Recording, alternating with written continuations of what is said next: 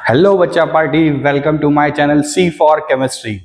After a very long time मई खत्म हो चुका है, जून स्टार्ट हो चुका है, तो फिर से स्कूल जो है हमारे स्टार्ट होने वाले हैं, नया सेशन स्टार्ट होने वाला है। आई होप आप लोगों ने अपनी अपनी रिस्पेक्टिव क्लासेस में बहुत अच्छा परफॉर्म किया होगा और हमारे वीडियोस जो आपने देखे हैं उनसे आपको बहुत हेल्प मिली होगी।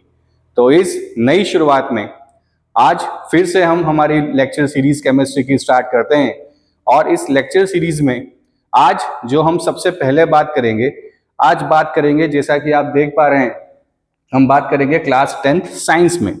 और क्लास 10 साइंस में हम बात करेंगे केमिस्ट्री में।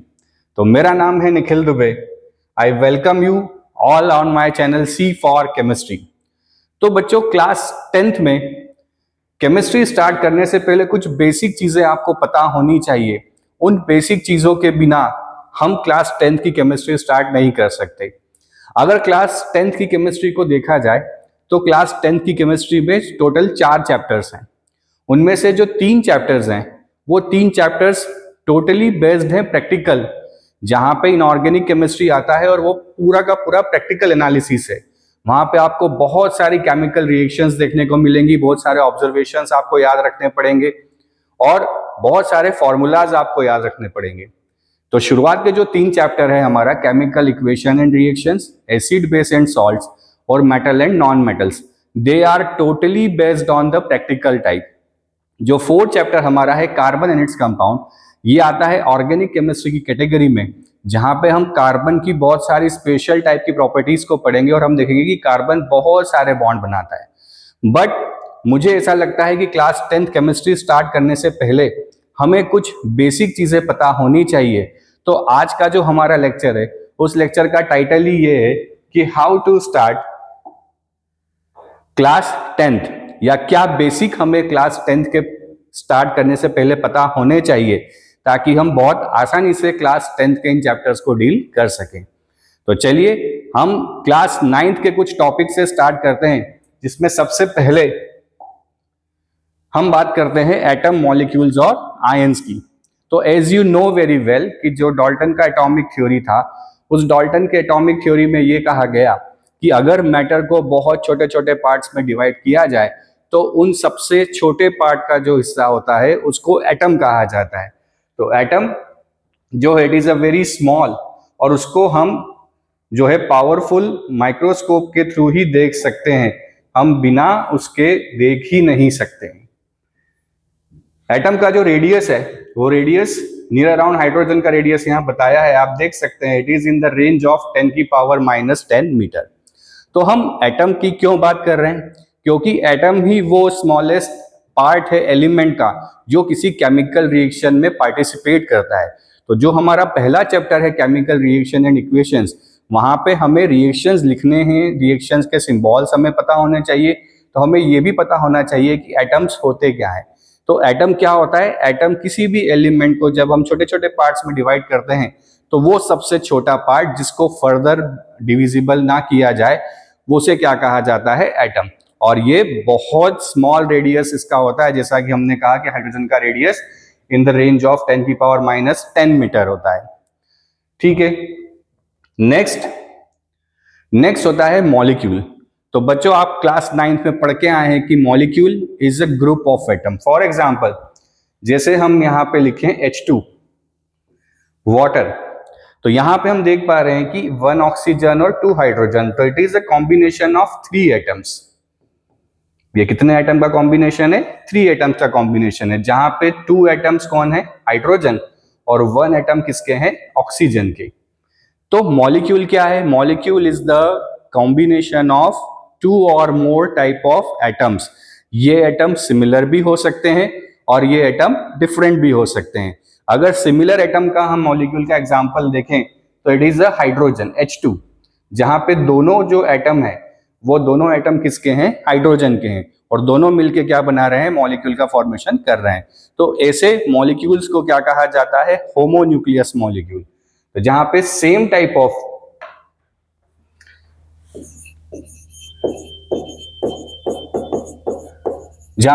टाइप ऑफ एटम इन्वॉल्व होते हैं, उन्हें क्या कहा जाता है? होमोन्यूक्लियस।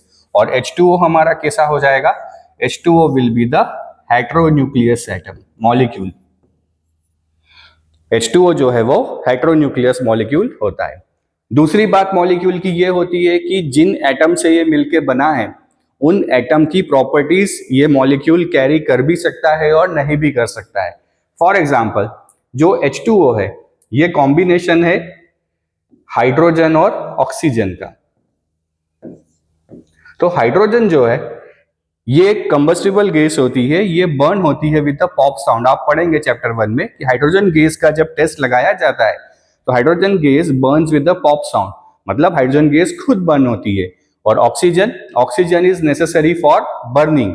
तो दोनों गैसेस जो है वो कंबशन की प्रॉपर्टी रखती हैं, बट हमें पता है कि अगर कहीं आग लगी हो और हम पानी डाल दे तो आग बढ़ती नहीं है, आग बुझ जाती है। इसका मतलब वाटर की जो प्रॉपर्टी है वो वाटर की प्रॉपर्टी हाइड्रोजन ऑक्सीजन से टोटली डिफरेंट है।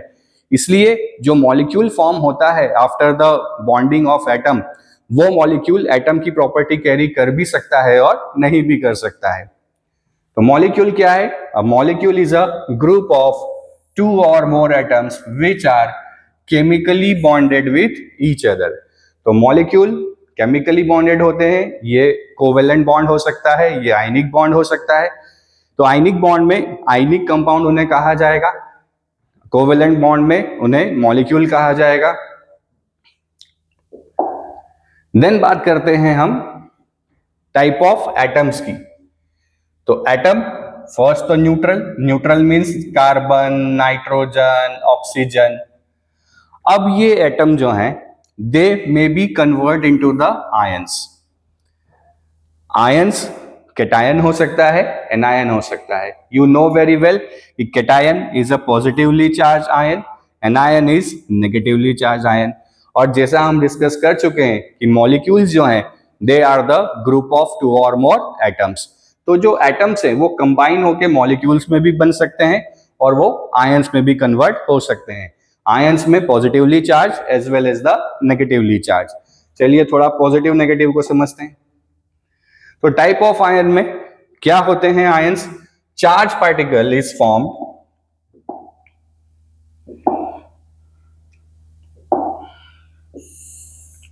when an atom or molecule gains or loses electron।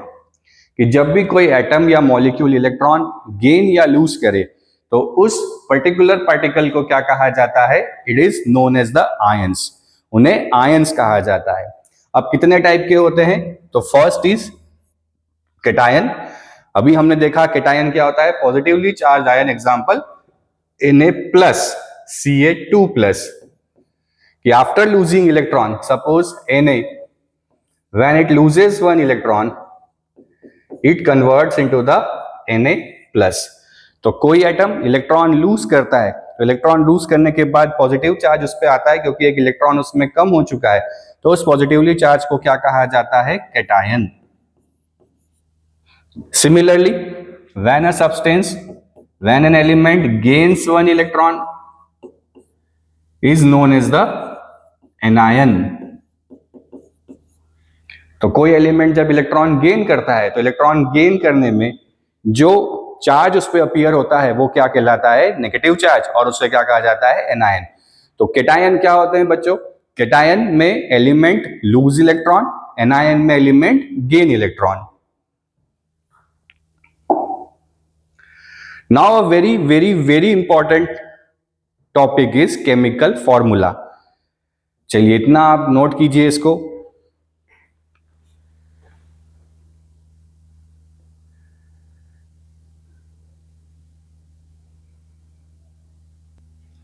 तो चलिए केमिकल फॉर्मूला की बात करते हैं। केमिकल फॉर्मूला में क्या होता है कि कोई भी जो एलिमेंट है अगर उनको उनकी वैलेंसीज के साथ प्रॉपर अरेंज किया जाए तो जो फॉर्मूला निकल के आता है उसे केमिकल फॉर्मूला कहा जाता है। क्या है chemical formula? It is the composition of a compound by using element symbols along with their corresponding valencies। कि जो एलिमेंट्स के सिंबल हैं उन सिंबल्स को उनकी वैलेंसीज के अकॉर्डिंग अगर प्रॉपर तरीके से अरेंज किया जाए तो उनके अरेंजमेंट से जो हमें मिलता है उसे क्या कहा जाता है, केमिकल फॉर्मूला कहा जाता है। जैसे आपको पता होगा कि formula of carbon dioxide is CO2। CO2 को क्या कहा जाता है, कार्बन डाइऑक्साइड।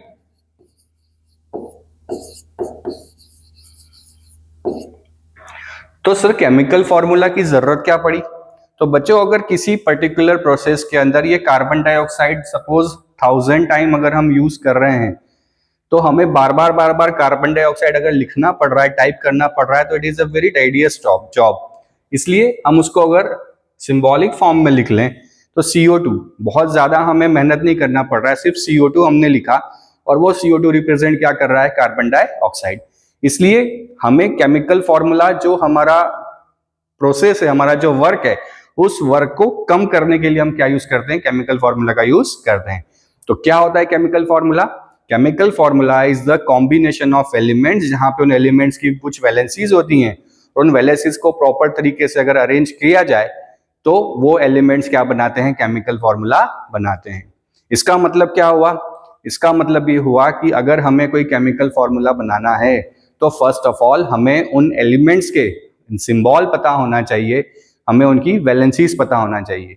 इसलिए जो क्लास 9th में चैप्टर नंबर 3 है, एटम एंड मॉलिक्यूल, उस एटम एंड मॉलिक्यूल वाले चैप्टर में आपको कुछ टेबल वहां पे गिवन है NCERT बुक में, उसमें आपको प्रॉपर एलिमेंट्स के सिंबल और उनकी वैलेंसीज भी साथ में लिखी हुई है, तो आपको एक बार उसको गो थ्रू जरूर करना चाहिए। अब क्या होते हैं सिंबल्स?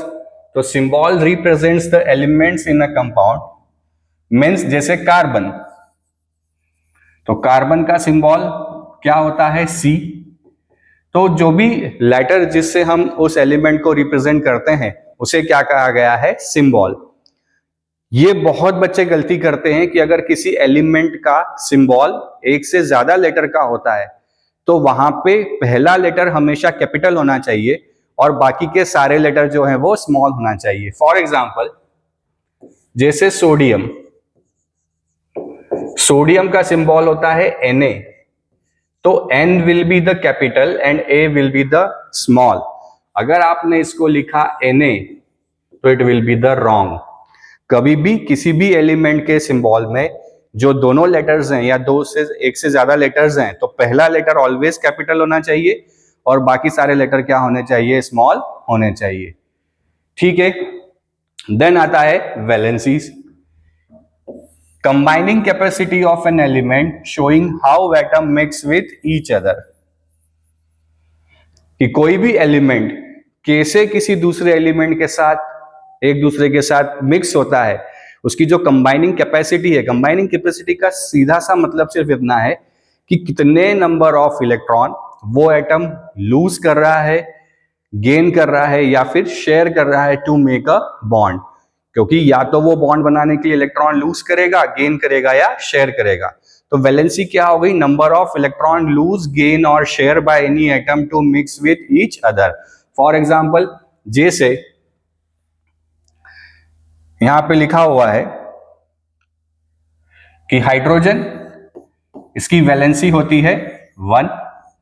क्यों होती है? क्योंकि हाइड्रोजन का एटॉमिक नंबर 1 होता है और इसका अगर इलेक्ट्रॉनिक कॉन्फ़िगरेशन लिखा जाए तो इट विल बी ओनली 1।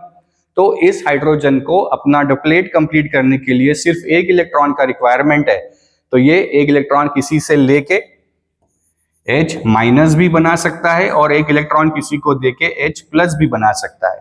तो अगर उसने एक इलेक्ट्रॉन गेन किया तो H- बनेगा और एक इलेक्ट्रॉन लूज कर दिया तो H+ बनेगा। तो इलेक्ट्रॉन लूज भी 1 कर रहा है, इलेक्ट्रॉन गेन भी 1 कर रहा है, इसलिए हाइड्रोजन की वैलेंसी कितनी हो गई, 1। सिमिलरली बात करते हैं ऑक्सीजन की। तो ऑक्सीजन का एटॉमिक नंबर 8, इलेक्ट्रॉनिक कॉन्फ़िगरेशन 2,6। अब इस ऑक्सीजन को अपना ये शेल कंप्लीट करने के लिए 2 इलेक्ट्रॉन्स की जरूरत है। तो ये 2 इलेक्ट्रॉन गेन करेगा और जैसे ये 2 इलेक्ट्रॉन गेन करेगा, इसके इलेक्ट्रॉन जो हैं वो 6 से हो जाएंगे 8। इसलिए ऑक्सीजन 2 इलेक्ट्रॉन गेन करके O2- बनाएगा। तो जो वैलेंसी है ऑक्सीजन की वो कितनी हो गई, 2।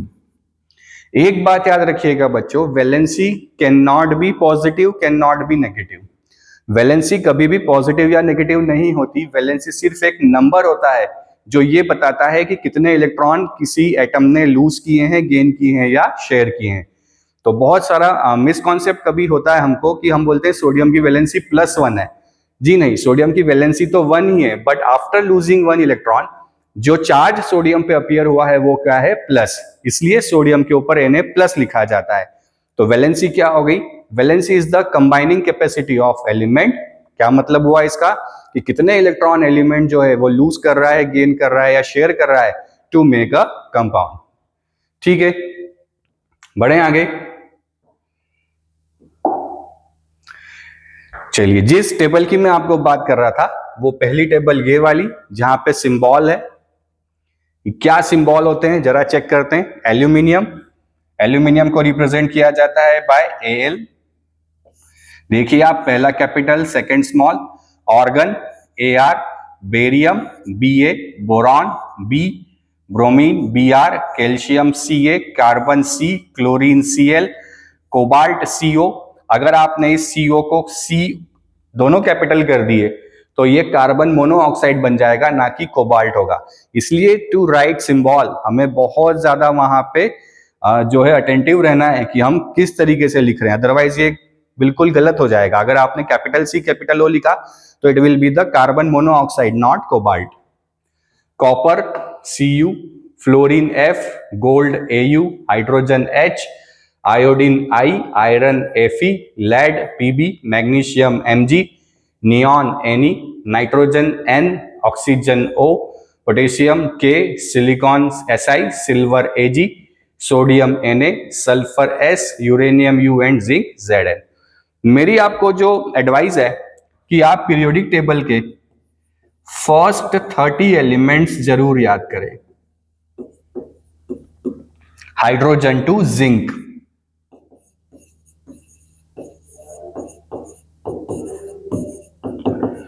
फर्स्ट 30 एलिमेंट्स आपको याद होने ही चाहिए। बोले सर हमको तो 20 तक तो याद है, तो 20 तक आपको याद है, बहुत अच्छी बात है, बट आपको नेक्स्ट 20 जो है फ्रॉम स्कैंडियम टू जिंक वो भी आपको याद होना चाहिए, क्योंकि आपको बहुत सारे जो एलिमेंट्स हैं यहां से भी मिलने वाले हैं हमारे डिफरेंट चैप्टर्स के अंदर। जैसे आप देख पा रहे हैं कि यहाँ पे जिंक आ गया है, कॉपर आ गया है, ये सब 30 एलिमेंट्स में। एक ये लेड, ये तो और 30 के बाद है, इसलिए कुछ कुछ तो आपको याद रखने ही पड़ेंगे। तो ये बहुत इंपॉर्टेंट है। विदाउट नोइंग द सिंबल आप कोई भी केमिकल रिएक्शन नहीं बना सकते हैं। इसलिए फर्स्ट ऑफ ऑल आपको ये एलिमेंट्स और इनके सिंबल याद रखने ही पड़ेंगे, इट इज मस्ट। ठीक है, तो फर्स्ट चैप्टर जो है हमारा केमिकल रिएक्शन और इक्वेशन, उसको करने के लिए हमें पहले एलिमेंट्स के सिंबल को याद रखना कंपलसरी है। Next, names and symbols of some ions, it is a most important।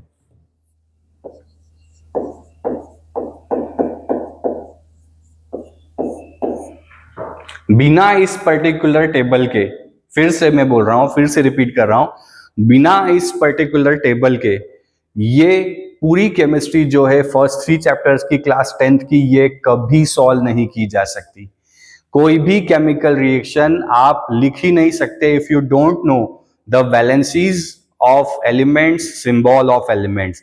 इसलिए बार बार मैं आपको एक ही चीज पे फोकस करने को बोल रहा हूं कि प्लीज एलिमेंट्स और उनकी वैलेंसीज को आपको याद रखना है।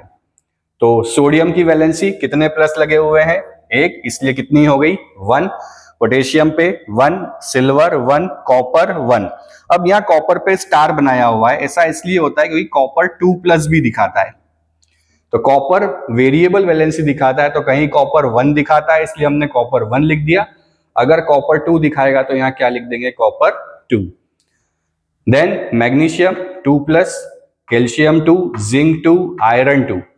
अब आयरन जो है वो 3+ भी दिखाता है, आयरन Fe 3+ में भी एग्जिस्ट करता है, बट यहाँ 2 की बात हो रही है तो Fe 2+, copper 2+, aluminium 3+, Fe 3+, hydrogen H+, H- hydride. देखिए क्या चेंज आया।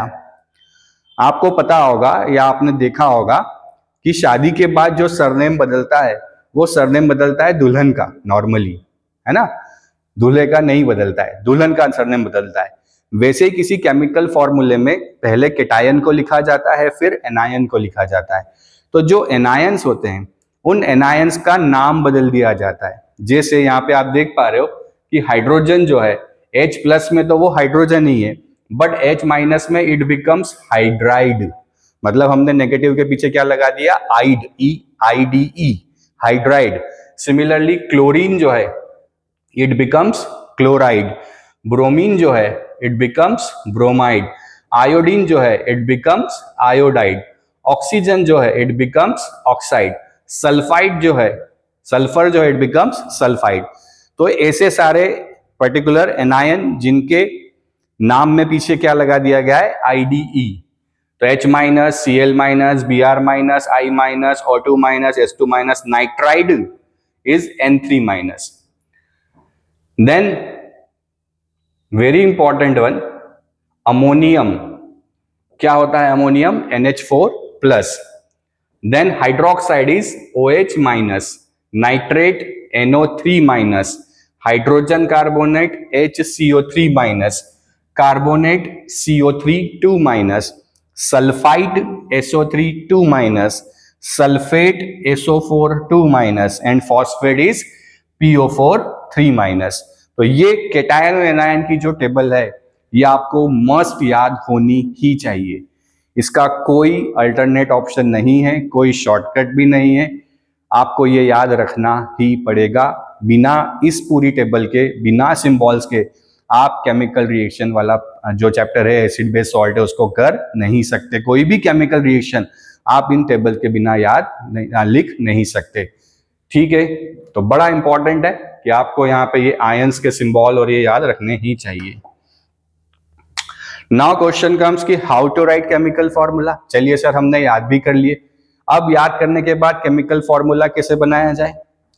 तो आपको पता ही है, बहुत ज्यादा मैं इसमें जाऊंगा नहीं, कि वैलेंसीज और charges ion must be balance, कि जितने पॉजिटिव हों उतने नेगेटिव होने चाहिए। क्रिस क्रॉस मेथड आपने पढ़ाई है क्लास 9th के अंदर। ठीक है, कहा गया है कि when a compound consist of a metal and non metal the name और symbol of the metal is written first.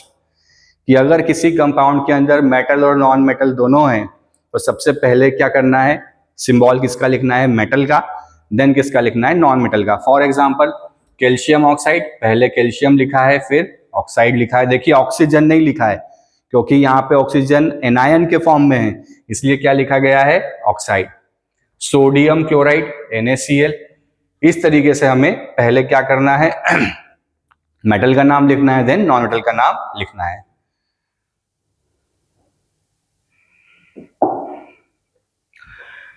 In compound form the polyatomic ions, the number of ions present in the compound is indicated by including the formula of ion in a bracket. For example, जैसे हमें formula बनाना है magnesium hydroxide का, तो magnesium is Mg2 plus, hydroxide is OH minus. Now क्या करते हैं, जो भी वैलेंसी का नंबर है उस वैलेंसी के नंबर को हम नीचे उतार लेते हैं। तो यहां से 2, यहां से 1, फिर क्रिस क्रॉस कर देते हैं, ये 1 देते हैं किसको, केटायन को, और 2 देते हैं किसको, एनायन को।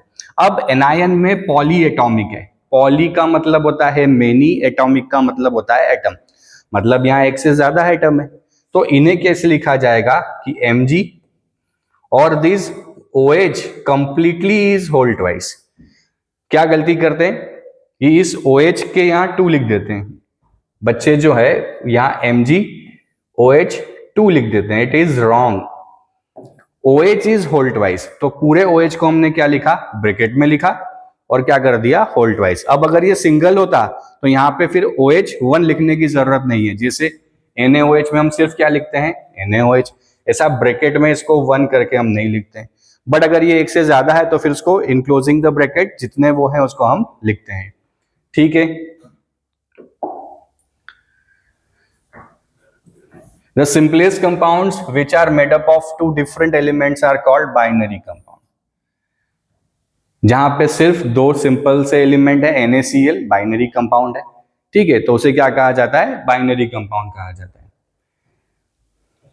While writing the chemical formula for compounds, we write the constituent elements and their valencies. देखिए बार बार मैं आपसे एक ही चीज बोल रहा हूं कि केमिकल फॉर्मूला विदाउट एलिमेंट और उनकी वैलेंसीज के कभी बनाया नहीं जा सकता, इसलिए वो टेबल हमें याद करनी ही है. Then we must cross over the valencies of the combining atom. और हमें क्या करना है, इसकी टोपी उसके सर करना है. एनायन का नंबर केटायन को देना है, केटायन का नंबर एनायन को देना है. चलिए करते हैं स्टार्ट. सबसे पहला है हाइड्रोजन क्लोराइड. हाइड्रोजन क्लोराइड में हाइड्रोजन को केटायन इसलिए H plus, chloride is Cl minus, यहां से 1 उतारा, यहां से 1 उतारा. अब एक बात ये कि अगर ये नंबर सेम है तब हमें कोई सोचना ही नहीं है, ऐसा का ऐसा हमें उन एलिमेंट्स को लिख देना है. तो फॉर्मूला क्या बन गया, HCl. Second is hydrogen sulphide. Hydrogen is H plus, sulphide is S2 minus. Hydrogen का है 1, सल्फाइड का है 2. नाउ क्रिस क्रॉस करें, 2 इसको दिया, 1 इसको दिया, तो it will be what, H2S. Again hydrogen H plus होता है केटायन में, सल्फाइड. अच्छा पता कैसे चला कि ये केटायन है, क्योंकि ये पहले लिखा हुआ है. तो हाइड्रोजन पहले लिखा है इसलिए H प्लस. अगर हाइड्राइड लिखा होता तो क्या होता, H माइनस. तो H प्लस, S2 माइनस, यहां से 1 उतारा, यहां से 2 उतारा, 2 इसको दिया, 1 इसको दिया, तो क्या बना, H2S. Magnesium chloride, it will B Mg2 plus, Cl minus, यहां से 2, ये 1, Mg1 और Cl कितने हो गए, 2, तो it will be what, MgCl2. Next aluminium oxide. Aluminium is Al3 plus, oxide is O2 minus, यहां से 3 उतारे, ये 2 दिया, ये 2 इसको दिया, 3 इसको दिया, तो it will be what, Al2O3. Next calcium oxide. Calcium is Ca2 plus, oxide is O2 minus, ये 2 2. मैंने आपसे कहा नंबर सेम हो जाए तो बहुत अच्छा है, जैसा है वैसा लिख दो विदाउट चार्ज, तो क्या बन गया, CaO. Next sodium nitrate.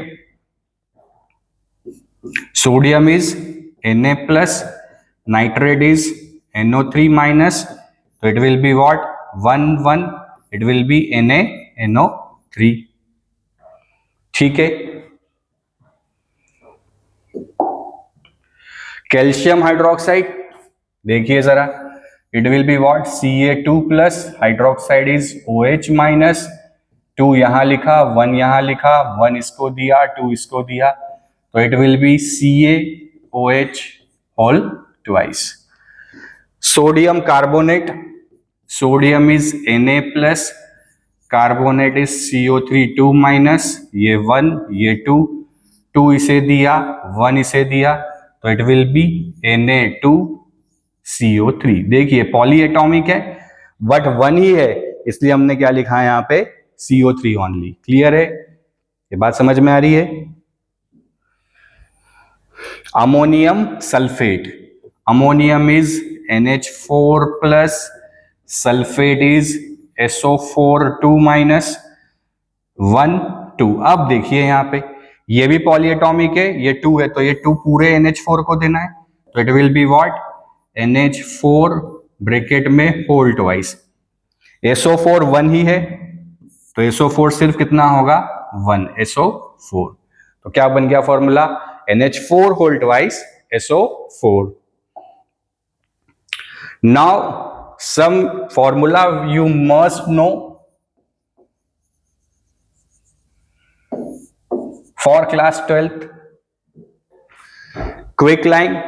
Quicklime is nothing but the CaO, calcium oxide.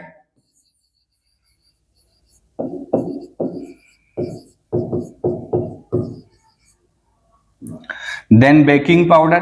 Baking powder is NaHCO3, sodium hydrogen carbonate.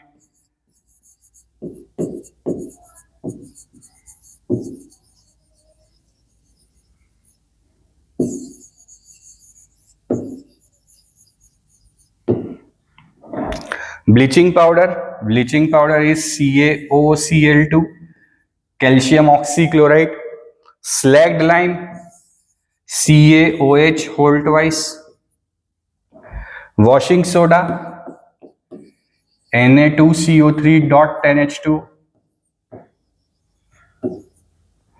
Potassium sulphate K2SO4, lead nitrate PbNO3 whole twice और milk of magnesia MgOH whole twice. तो ये कुछ formulas हैं जो आपको chapter 1 में बहुत मिलने वाले हैं, तो इन्हें आप याद रखिएगा, ठीक है। तो ये ओवरऑल कुछ चीजें थी क्लास 10 शुरू करने से पहले। तो अब सिर्फ एक चीज मैं आपसे कहना चाहूंगा कि आपको 3 चीजों पे फोकस करना है, एलिमेंट के सिंबल, उनकी वैलेंसीज और फॉर्मूला कैसे बनाते हैं। अगर आप इन तीनों की अच्छे से प्रैक्टिस करेंगे तो जो हमारा फर्स्ट चैप्टर है और जो आगे के 2 चैप्टर मिलेंगे हमें, बहुत सिंपल तरीके से उसको आप सॉल्व कर पाएंगे, क्योंकि without knowing the formula class 10 की केमिस्ट्री को सॉल्व किया नहीं जा सकता। तो ऐसे और वीडियोस के लिए हमारा चैनल लाइक कीजिए, सब्सक्राइब कीजिए, शेयर कीजिए। Thank you very much.